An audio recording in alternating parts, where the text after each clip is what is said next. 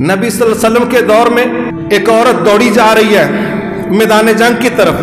किसी ने उसको बताया कि तेरा तो बेटा शहीद हो गया और तू बड़ा नकाब संभाल संभाल के चल रही है। कहने लगी बेटा गुम किया है, हया गुम नहीं की।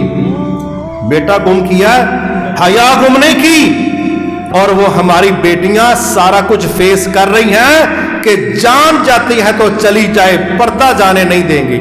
और एक हमारे यहाँ है, एक हमारे यहाँ है, वो कहते हैं कि इज्जत जाती है जाए, जान भी बचाएंगे, पर्दा जाता है तो 1000 दफा जाए, बल्कि पर्दा मर्दों की अकल पर पड़ गया। हमें पर्दे की बातों ना सुनाओ, हमें ड्रेसिंग ना समझाओ। हमारे यहाँ पर्दे से आजादी की बात हो रही है और हिंदू दहशत गर्दों के मुकाबले में हमारी छोटी छोटी बच्चियां फर्स्ट ईयर सेकंड ईयर की वो कहती हैं जान लेनी है तो ले लो, लेकिन पर्दा देने के लिए तैयार नहीं है।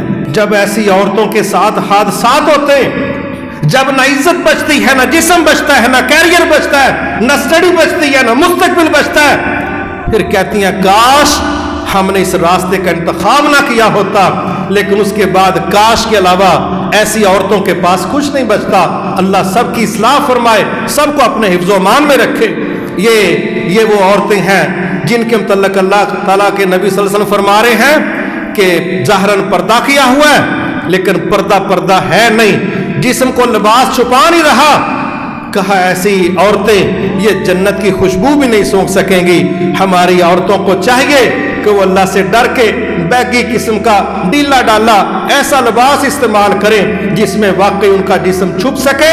अल्लाह ताला हम सबको अपने नबी की बातों को समझ के कबूल करने की तौफीक अता फरमाए।